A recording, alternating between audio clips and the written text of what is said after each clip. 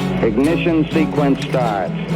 6, 5, 4, 3, 2, 1, 0. Liftoff. We have a liftoff.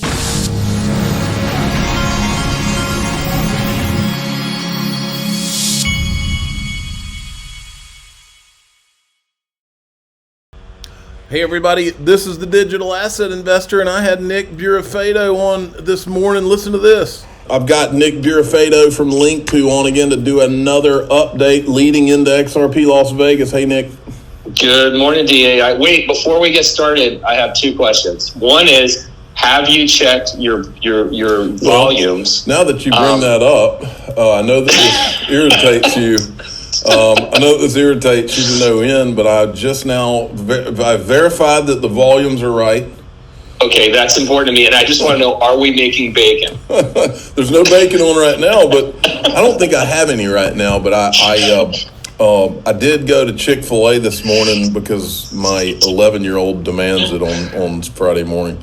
Oh, that's so great. Listen, I would just tell your audience, don't ever let DAI know if something bugs you, because he will torture you like he's tortured me with these volume checks. Well, you never know, but we can always fold some good humor into the show. And when you expressed how please stop checking your volumes, then I had to just make that a part of the show. Of course, and I just laugh every time. So, but hey, appreciate you having me on. You know, one thing I wanted to talk about was in the news yesterday. Stripe has decided to accept USDC stablecoins as payment on their platform. I'm sure you reported that yesterday, which is a big deal. I mean, you know, Stripe is a competitor of PayPal, and interesting enough, two of the big initial investors in Stripe were Elon Musk and Peter Thiel from PayPal. In fact, Stripe it's less expensive, it moves faster, and they take more payment methods than PayPal, and it's one of the companies on our platform. And you know, what a lot of people don't know, the only reason I know is because I'm on X, and when they monetized, I've never made a lot of money on X, but they do pay you. I don't even know how you get paid, but Stripe is the company that processes it behind the scenes, so you have to wonder. Interesting. That's a good piece of information. Huh. Yeah. That's really good. Well, what we're going to do today, and it should go active, I think by 11 o'clock Pacific time, is we're going to offer a bundle. These bundles we're offering on Link2 have been so popular. And a bundle is just we're offering multiple companies in one investment. So what we've done today is we've bundled Stripe and Circle due to the news and due to the popularity on the platform, and our members can make investments in Stripe and Circle at different price levels, and I think they'll find it a really good option. So I just want to let everybody know that as well. That's awesome. So that's on there now.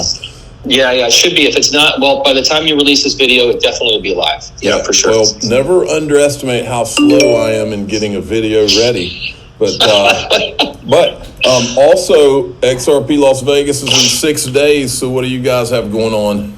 Oh man, I mean, look, we're just excited. We'll be out there all week. We've got a bunch of things going on and functions and all that good stuff. We'll have our functions for our members on the 2nd, which we're really excited about, and then XRP Las Vegas on the 3rd and the 4th. So I mean, look, I cannot believe how many people are coming to this thing. I mean, it's just going to be absolutely massive. I mean, It's going to blow I wasn't at last year. I couldn't make it, unfortunately. But this year, my understanding is going to be so much larger. It's going to blow people away. Well, what Brad told me is that he said that the XRP Las Vegas after party is the second largest XRP gathering on the planet. That's the after party. That's crazy. That's really, really crazy. Yeah, it's going to be a great time. I can't wait. And I just know a lot of people are excited to come and meet you and Brad and so many different people that will be there. Yeah. And you know, it's going to be awesome. I'm looking forward to meeting Greg Kidd. I never did meet him, but a lot of people know this, but back in the day, you and Brad Combs were the ones that helped me put the questions together when I did my Greg Kidd interview. Man, that was something. We really put our heads together to figure out those questions, man. We were so proud of that. I remember that question list. I remember after we did that, he had told those guys at Link2, man, that guy, he was prepared. it took 3 brains to come up with this question. Right. But so if he's mad at me about that interview, then I'm going to blame it on you and Brad. I'm going to say, yeah, well, they handed me all these questions, and I just asked them, When in doubt, you throw me under the bus. Right, it's all good. right. Okay, well then I'll probably see you in Vegas then next time we talk. I'll see you, brother. You take care. Have a great day. Thanks for having me on. All right, see ya. All right, there's Nick Burafeto from Link2. Check this out, Monica Long. As we integrate custody more deeply into Ripple's products, we see clear synergies with standard custody to complement our payments and custody offerings, all in service of being one-stop shop to move, convert, and store value with blockchain and crypto. And then we had this. Remember a week ago when Hedera went up like 100% and then corrected? Was it a week ago or was it earlier this week?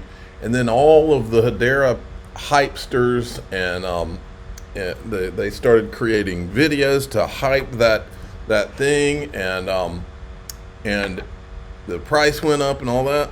Well, it turns out if you look at this, BlackRock was choosing HBAR. That was the headline, and then when you found out the real deal, it was that this Archex, I think, had done something with. So remember the link between Archex and Ripple owned Medico?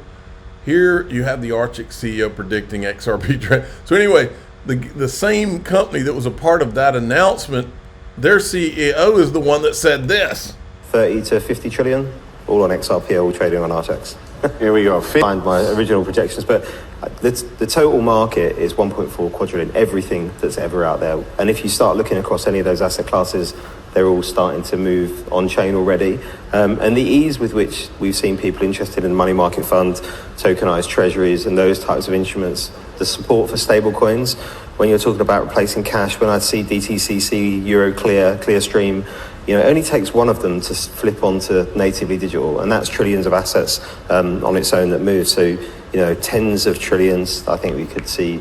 And bearing in mind it's 1.4 quadrillion, this is still a tiny slice of a huge market. 30 to 50 trillion, all on XRP, all trading on Archex. Here we go. $50 trillion. 2 years from now, Ripple, Twitter will replay the session. Folks, to quote Raoul Paul, don't F this up. This guy's from Cantor Fitzgerald about the Bitcoin halving. Would you be a buyer of Bitcoin at these levels? I think, so Bitcoin just halved, right? Which means that the work you do to get a Bitcoin, the price is twice as high. So that is theoretically a benefit for the next 4 years for Bitcoin. So I think over time, Bitcoin will rally even from here over the next 4 years. So if you bring me back 4 years from today, I think the market will be higher.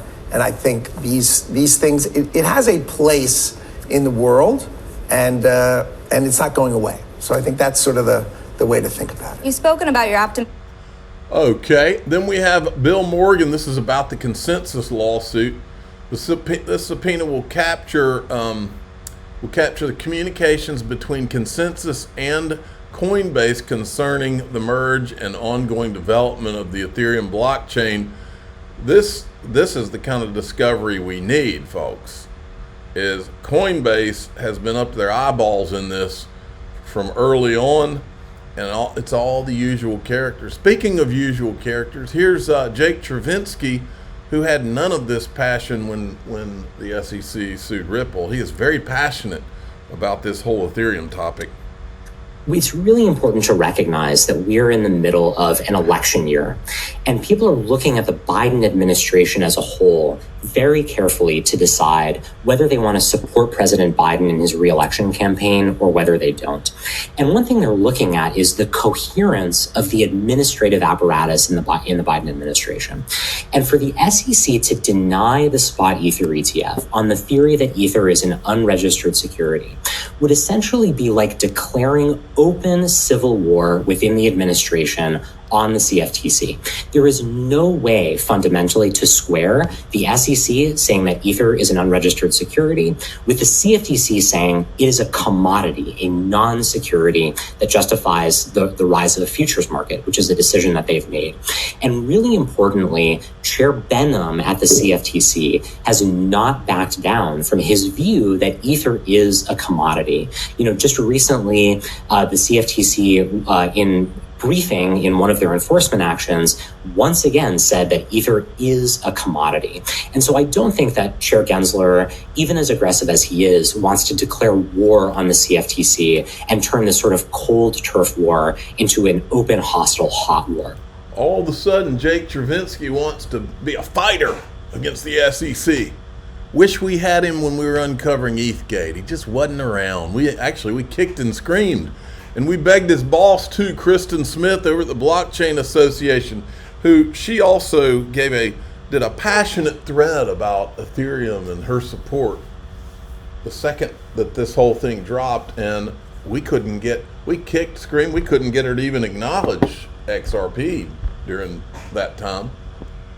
That was part of the reason I was so passionate about uncovering ETHgate, is to stick it in their eye, folks, because I smelled a rat. I smelled thousands of rats. Now, speaking of rats, this is not my Tether conspiracy theory. These were a group of attorneys that were talking about the consensus lawsuit. Listen to what they said. I think the easiest way for them to do it is to work with a stablecoin provider. So expect Circle to be dragooned into the dark side. And ultimately, whether Tether is allowed in the U.S. is going to be dependent. Forget all the political posturing.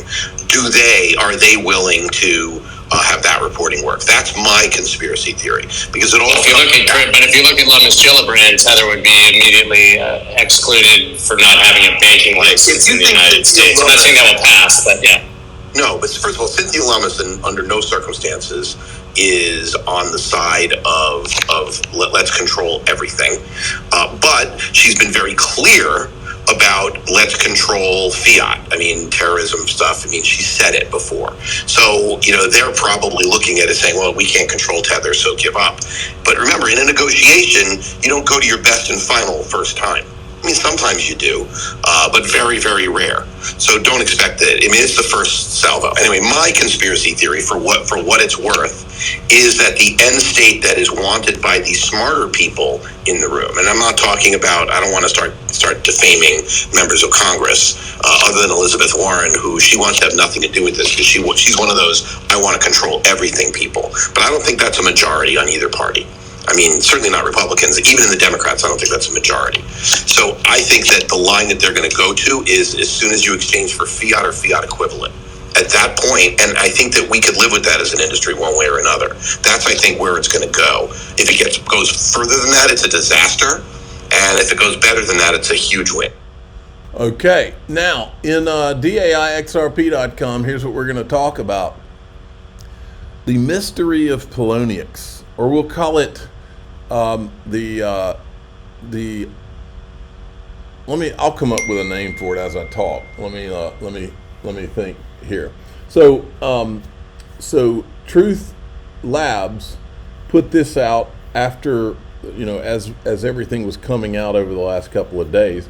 It says, if you follow me, you may have seen me sharing the extensive network of exchanges that were originally set up, funded through Binance. To date, I've never shared nor talked about the other network of exchanges linking to Poloniex. Under Poloniex, this list includes MakerDAO, Shapeshift, FTX, Alameda, and then some of these others. Okay? And so here's where this is relevant to what we talk about in ETHgate. Many of you may remember that Poloniex, there were some things that were popping up. Remember how who did we have publicly saying that they were shorting XRP during the 2017, 18, 19 area publicly? We had Mike Novogratz from Galaxy. We had the multi-coin capital guys that were bragging about how they were shorting XRP. Well, there was also something that came out, and I was looking for it this morning. I couldn't find it, but it had to do with Perkins Coie and putting some XRP offshore at Poloniex. The theory being that maybe it's possible that that's where XRP was being shorted offshore on Poloniex, and this is where some of these guys were doing it. We're going to talk further. We're going to go further down that ETHgate rabbit hole in DAIXRP.com. I'm the digital asset investor. I'm not an investment advisor. This is for entertainment purposes only. Please subscribe, hit the like button, and tell your friends and family that here we go.